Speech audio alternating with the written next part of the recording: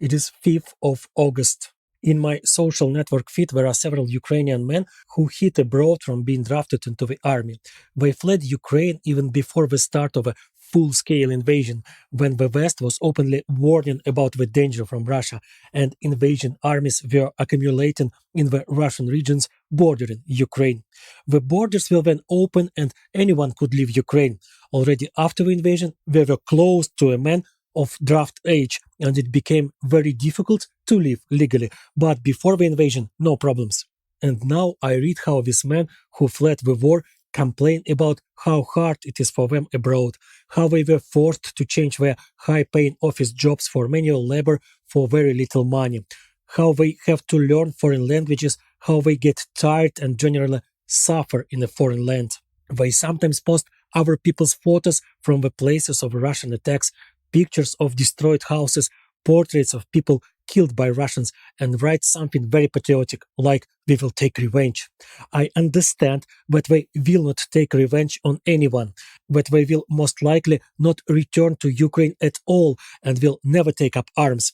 I know that some of them are already selling their apartments in Ukraine through acquaintances and are looking for ways to withdraw money abroad.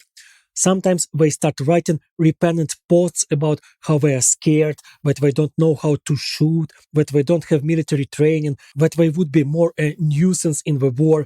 That's why they left. Some even go as far as to set conditions for their return to the state, quite idiotic to be honest, conditions like expanding conscription to the army for women.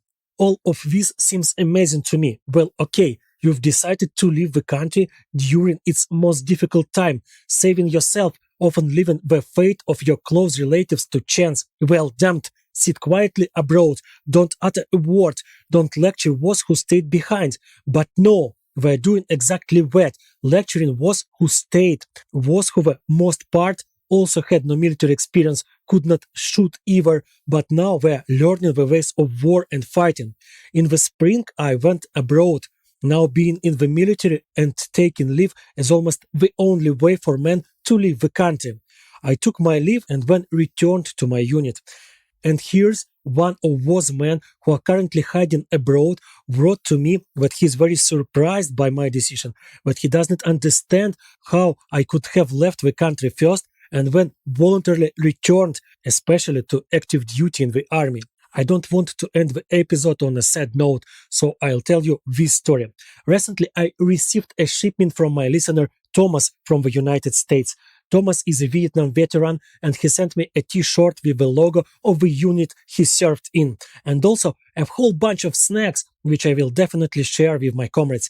In addition, the package contained a letter with warm words of support addressed to me, my family, and Ukraine in general. The shipment took several months to make way from United States to Ukraine.